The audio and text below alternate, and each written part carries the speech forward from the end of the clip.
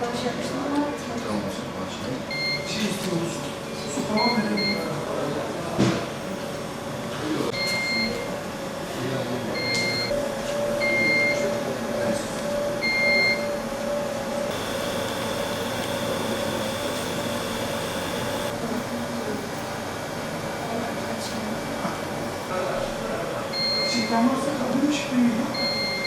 Trombosit kanın bir bileşeni olup özellikle pıhtılaşmayı sağlayan bir kan bileşenidir.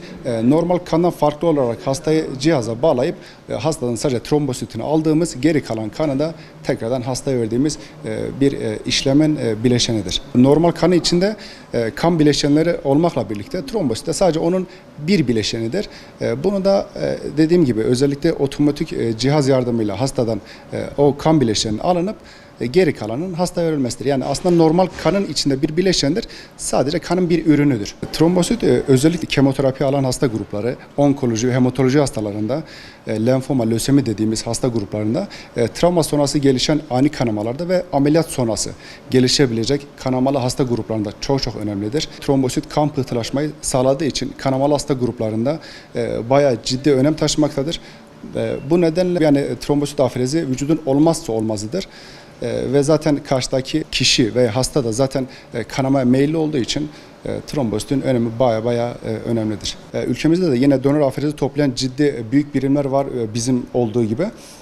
Bizde de yani yeteri kadar değil. Yani duyarlılık var ama yeteri kadar değil. Bunu da işte böyle güzel farkındalık yaratmayla inşallah arttırabiliriz. Hastanenin ortalama 30-50 arası bir aferiz ihtiyacı oluyor. 2025 yılında 3000 tane donör toplamışız. Kanamalı hasta grupları oluyor. Zaten burası nakil özellikli bir hastane zaten. Gerek nakil hastaları gerekse işte kanamalı hasta gruplarında o değişebiliyor. Doktorun istemi ve hastanın durumuna göre ama ortalama yine 40 civarında olduğunu söyleyebilirim. Günlük ortalama 7-8 donörden trombosit topluyoruz. Geri kalan işte kısmı da Kızılay'dan temin ediyoruz. Bir ihtiyacın karşılanmasında en büyük zorluk aslında düzensiz bağışçının olmasıdır.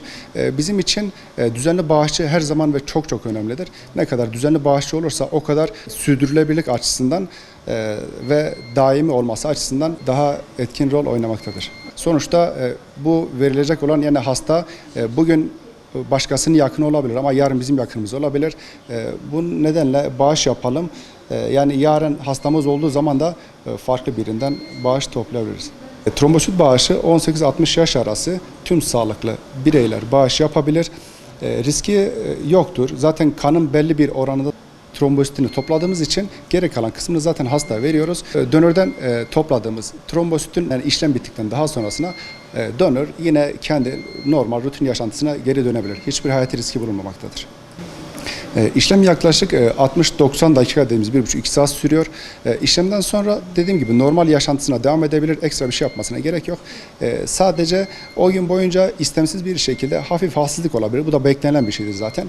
Öncelikle donörü biz kabul ederiz. Donörün kanlarını çalıştırırız.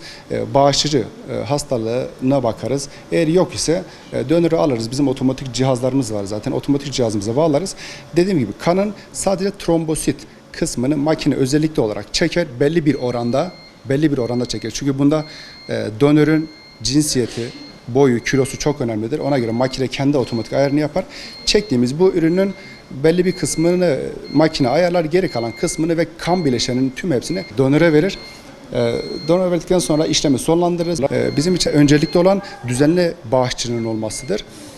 Biz yine Malatya içi ve çevresinden yine kişi ve yakınları temin edebiliyoruz ama uzaktan gelen hasta ve hasta gruplarını, yakınlarını temin etmekte zorluk çekiyoruz. Bunda da devreye yine bağışçı dediğimiz düzenli bağışçı grupları giriyor. Öğrenci bizim yani odak noktamız, yani öğrenci olmazsa olmazımız sağ olsunlar. Üniversite hastanesi olduğumuzdan dolayı yani düzenli bağışçılarımızın zaten çoğu ve büyük bir miktarı zaten öğrencilerden, genç donörlerden.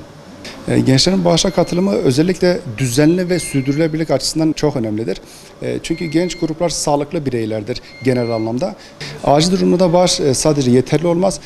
Çünkü bunu öngöremiyoruz. Yani acil bir hasta gelebilir, kanamalı bir hasta olabilir ya da ameliyattan sonra kanamayacak ama kanayan hasta olabilir. Bu nedenle sürekli elimizde trombosit aferezinin acil bulunması lazım. Zaten bunun için düzenli ve sürdürülebilir bağışçı dediğimiz genç gruplar özellikle olması çok çok önemlidir. Yani elimizde ürünün olması daha sonradan kanayan hastaya direkt temin edilip hayatını kurtarma açısından son derece önemlidir. Trombosit bağışı bugün hasta olmayabilirsiniz ama yarın hasta olmayacağınız anlamına gelmez. Bu herkes için önemlidir. Bugün verdiğiniz bir kan yarın tekrardan size dönebilir. Bu nedenle yani bu her insanın aslında bir vicdani görevidir.